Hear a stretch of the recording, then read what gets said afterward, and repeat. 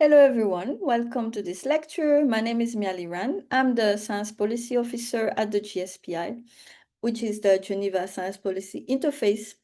We are a platform based at the University of Geneva, and our aim is to promote collaborations and interactions between science and policy actors here within the International Geneva ecosystem. We hope you've enjoyed the lecture so far, and we look forward to discussing with you later this week during the class meeting. Today, what we are going to cover is an overview of the module so far, and we will also go a bit more deeper into what it is to navigate the science and policy interface, and also what is the field of boundary spanning. So first, about the role of science in policy. Traditionally, people have been describing policy as a problem of trying to handle uncertainty because there is complexity and uncertainty attached to policy problem. And essentially, policymakers need to navigate this uncertainty. When there is high uncertainty, there is lower confidence in decisions, and when there is low uncertainty, there is high confidence in decision.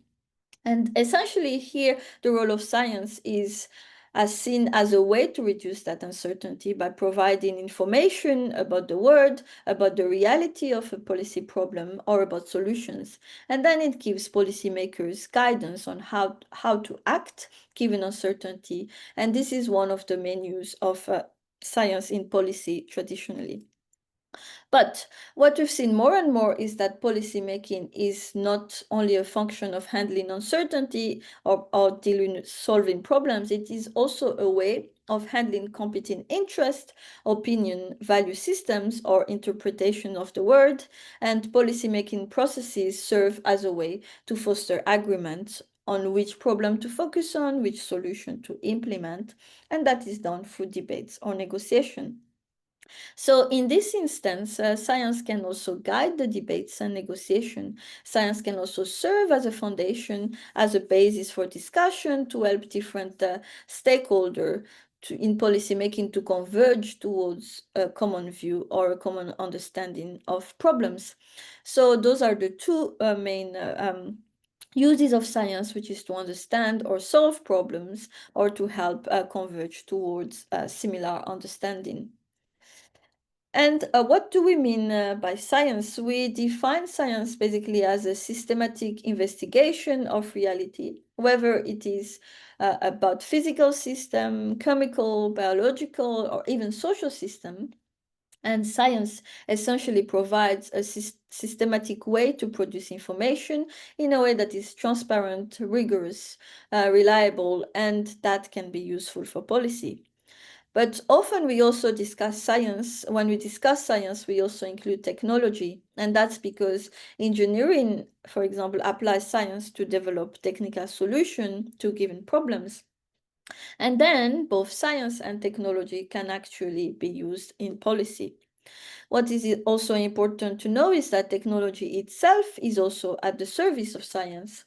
To collect data or to store data, scientists have developed different technologies, and this same technology can also be used in policy making. For example, procedures to collect data in a scientific inquiry could also be applicable to collect data and evaluate policy programs. So when we talk about the contribution of science in policy, we mean something larger than just the production of information. It also includes the production of technology that can help solve societal problems. So what is then the relationship between science and policy? We can talk about this in this framing of the policy cycle, which is the way policy making theoretically takes place, which is that there is an agenda setting, there is an issue definition before determining a policy, there's a policy design, and then that is adopted, implemented, and then reviewed. And there are different roles of science in this cycle. And the first one is, of course, in the first two steps is to frame those challenges and reduce uncertainties, as we've discussed earlier. And there are different methods to do that, such as modeling or scenario analysis, horizon scanning. And when it comes to adoption and implementation, science can also inform policy decision and propose innovative solutions. There are also methods to do that. For example, cost assessment is quite popular to evaluate the feasibility of a policy instrument and the solution that are proposed. And then when it comes to evaluation, science can also support policymakers in rethinking institutions, systems, program or practices, and there are data collection, evaluation that can be done. And this is a very neat interpretation of the role of science in policy, and that you can see, it is quite clear here where science could produce an output and could contribute to policy making. But in reality, it is much more complicated than that. It is not a linear process, and the reality of policy making is more like a network of different actors that intervene at different stages, from design to implementation to evaluation to come back to design. So that there are different goals that those actors have during those interactions, and eventually, all those interactions lead to the creation of policy that is more or less evidence-based. So when we think about the role of science, we have to think about the world of science within these complex network processes and not just a linear relationship where we hope that science is used throughout the process. In fact, the use of science is also dependent on interactions between scientists and policy actors, which is dependent on trust building. So it's dependent on whether science also can come at the right time or not. And to this complexity, it can also be amplified by some challenges and common misfits at the science and policy interface. And there are at least 5 that we can talk about that we've seen in our field of work. And the first one is the misalignment between science and policy making, because they do not have the same priorities. For example, science basically tries to push the knowledge frontier, and that is done through publishing papers, and that is different from policy making, which is to optimize finding solutions that actually work in reality. And that's why science and policy achieve different things as a result. Some research questions that are used in science might not be relevant to policymakers, and similarly, some policy needs might not necessarily be interesting in terms of research. And therefore, what we see is this misalignment in those 2 kinds of professional spheres. The second one is mistiming, that even if science can be produced in a policy relevant way, science has a different rhythm and has a different temporal process than policy making. Science can take some time to produce knowledge, whereas policymaking can be more erratic as a function of dealing with crisis and disaster, and need to respond quite fast to public opinion and the problem that is at hand. And the reverse is also applicable. There are some technologies and science that go so fast now, such as AI, for example, that the policy cannot catch up on the development and needs more time. The other problem is miscommunication, which you are probably all familiar with, is that science and policy often speak different languages. Science has evolved towards a vocabulary that defines truth, that talks about uncertainty, what is wrong, talk about hypotheses, which validate arguments or refute arguments, whereas the language of policy is much more around consensus, about issues, and therefore it can be much more ambiguous language that allow people to discuss the same things with different interpretation. And that means that when scientists and policymakers talk to one another, they might not use the same vocabulary and don't use the same term or concept, even if they're talking about the same issue. The fourth point is the misuse of science, is that science can also badly understood, or even it can even be instrumentalized by some policymaker. Policymakers do not necessarily have the time or the resources to actually understand the context or the ideas in scientific paper. And then that can be also lead to a situation where some science are instrumentalized towards a policy goal, and sometimes we have seen university that had to publish a press release about the context of a particular research that has been used by some political party or policymakers to fit their agenda. And the fifth one is what we call misincentive, is that uh, even if there is a good intention to work together, there is often limited resources and incentive to do this work of working together between scientists and policy actors. If we think about academia, for example, the work of policy engagement is often not rewarded within the academic system. And on the policy side, even if they want to have those conversations, they might necessarily have the time or have the financial resources to establish things such as a fellowship or to invest in more collaboration with scientists. So if you think about those four misfits, there are different ways that we see how you can deal with them. And the first one is really to remain idealistic about the situation and basically close our eyes, or scientists to close their eyes and then just to continue to what they're doing, publishing paper, publishing as much as possible, and hope that by sending them, sharing them with policy actors more, they will eventually consume them. Another way is also to be more defeatist or about the situation, and then have a position to think that this is too difficult, it's impossible to do, it's too costly, it takes too much time for little impact, so let's just not do it. And we throw the baby with the bathwater. A third behavior, and that's the one we try to foster within the GSPI when we do training, is that we can also take a very pragmatic view of the science and policy interface and engage with real-world constraint, trying to engage with this misfit, try to understand them, and then establish practices that can improve the solution to these misfits through different activities. So with this pragmatic approach, I would like to talk to you next about navigating the science and policy interface and what we call this field of boundary spanning.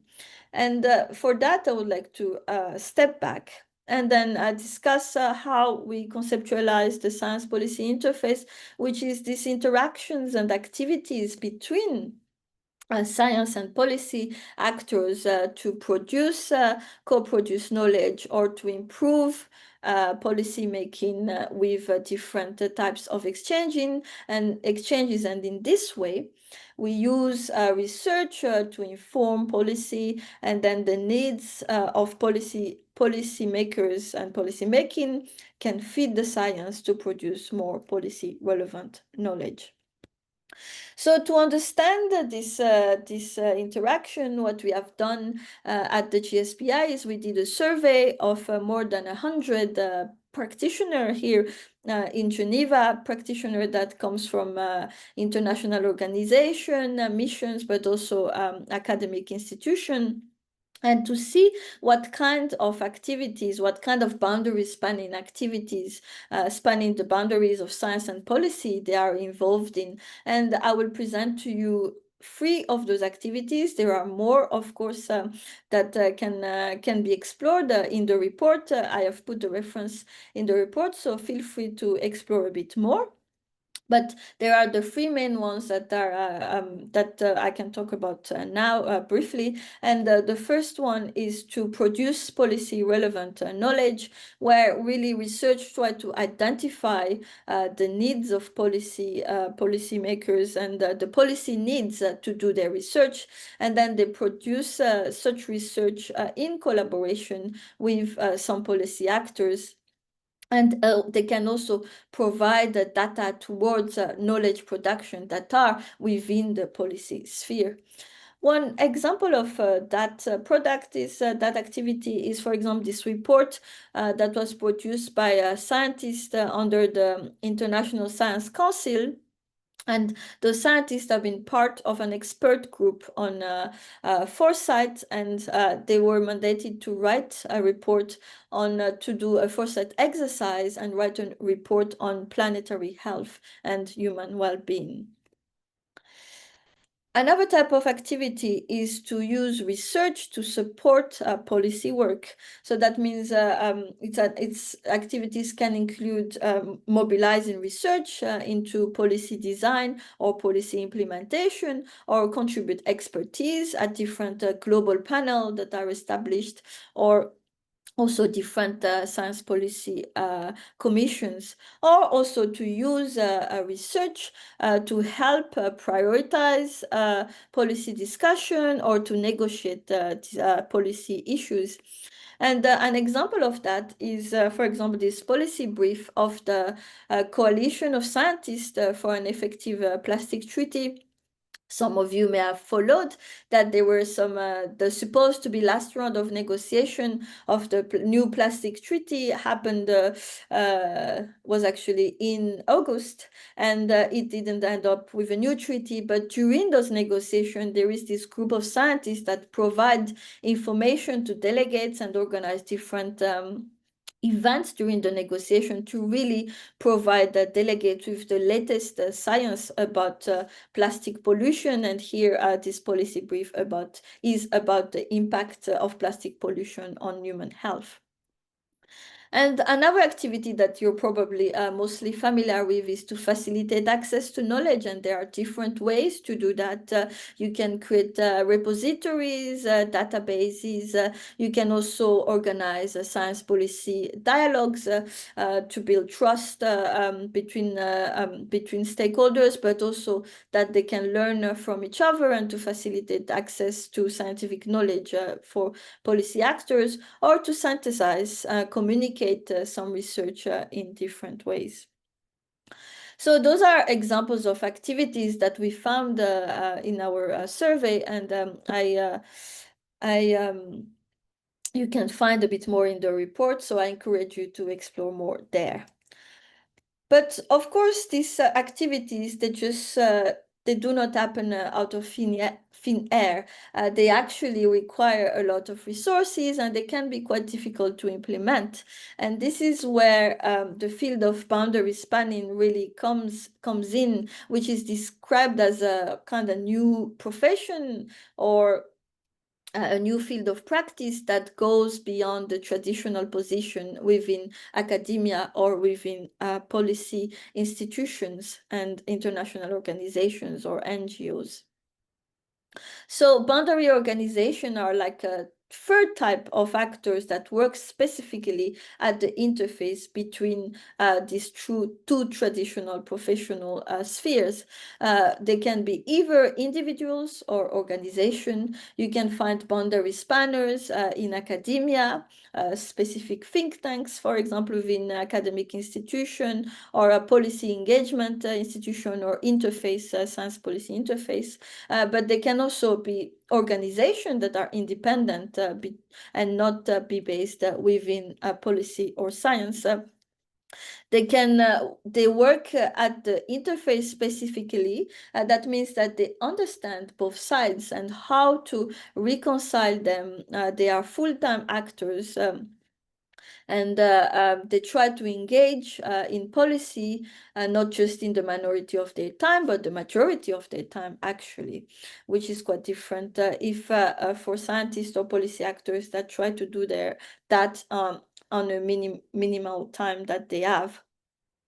So they are full-time actors, they are dedicated to this mission, and they have the skills and resources and the network to actually do this work. They're responsible to build these resources, and they can do a quite good job at it. They also foster long-term engagement, which means that they don't just build ad hoc relationships between academics and policy actors, but try to foster something that is much more long-term, something that is more grounded, where interaction can last through time and not just through a punctual project.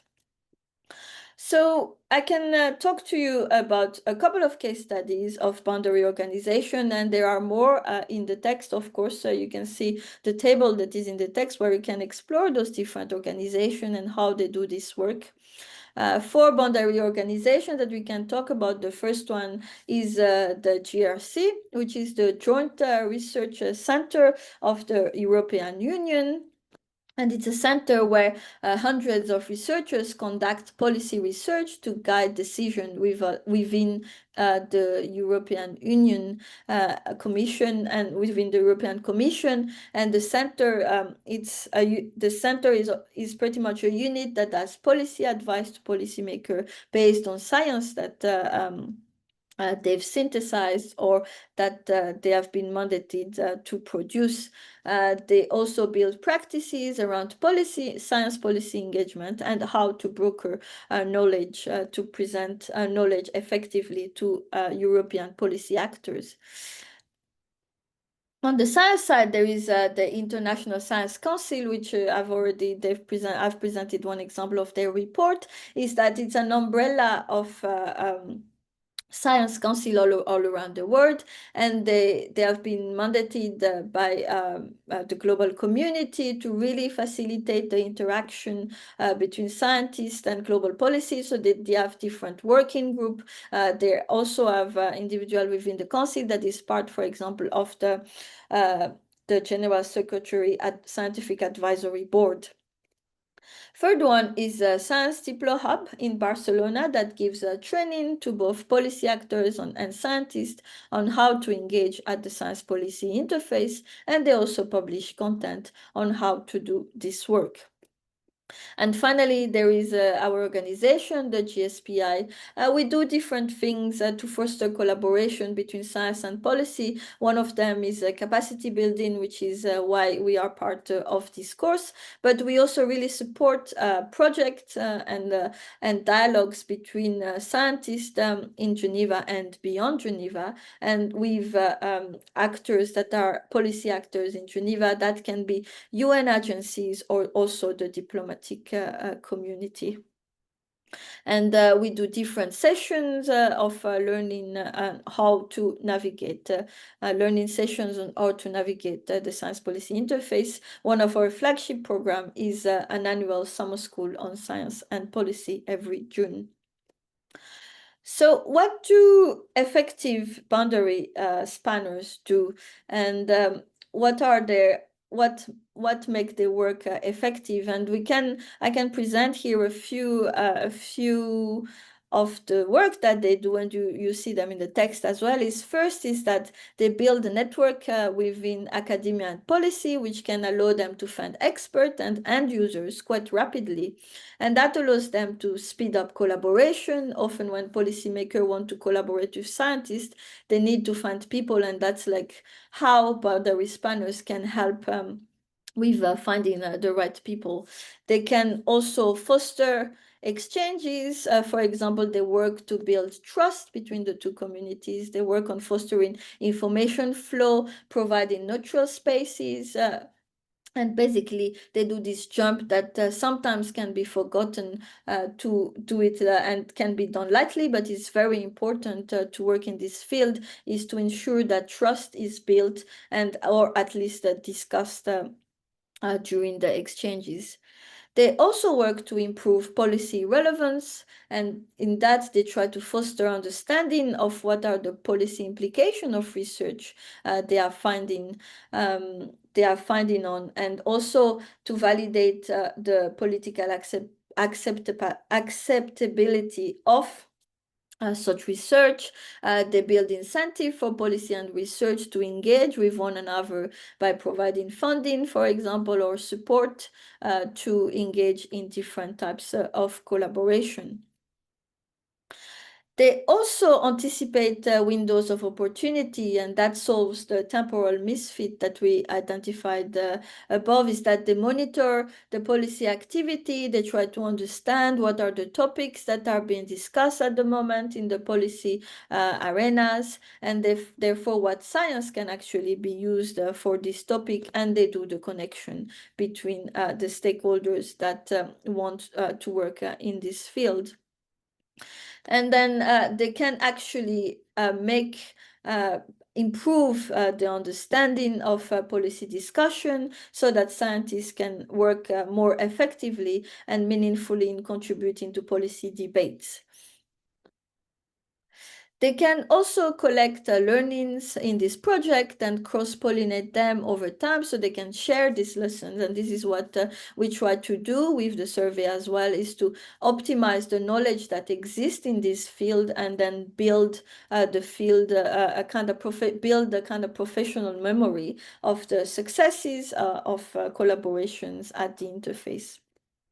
Finally, they also foster sustainability, so they don't just focus on trying to have one project, but try to really frame it that people build a relationship for a longer time, and then they can align their needs and also they can find opportunities to work together in the long term. And then they can stakeholders can use recommendations from scientists, policy actors can use recommendations from scientists, and then also build trust and understand the policy needs. And this, to have this in the long term, is quite important. So, in terms of reflection on boundary spanning, it's this third profession at the interface, and their existence can potentially allow academics to really double down on research and produce rigorous evidence in a way that is policy relevant, and it could also allow policy makers to focus on policy design and fostering dialogues because it is facilitated by these boundary spanners. Then it allows both communities to do what they need to do very well, but also having this support that helps them do this work effectively. So to conclude, in the introduction, we realized that there are all of these challenges, these misfits at the science policy interface, and there are different ways to deal with these challenges. And many people often try to forget about them and try to bypass them, and we recommend instead to try to really understand them and then work with the reality. So in this sense, of course, it is important to be pragmatic in your work and then address these challenges that we've discussed, but you can also try to preserve some idealism and try to keep your belief that science is actually useful, and then it would be ideal if it is used in policy, and that is essentially what guides your action and programs, and this is also what we do at the GSPI. I think that is what I had to say today. So thank you very much. I will leave you with that, and I will see you very soon for the class meeting. Take care. Bye-bye.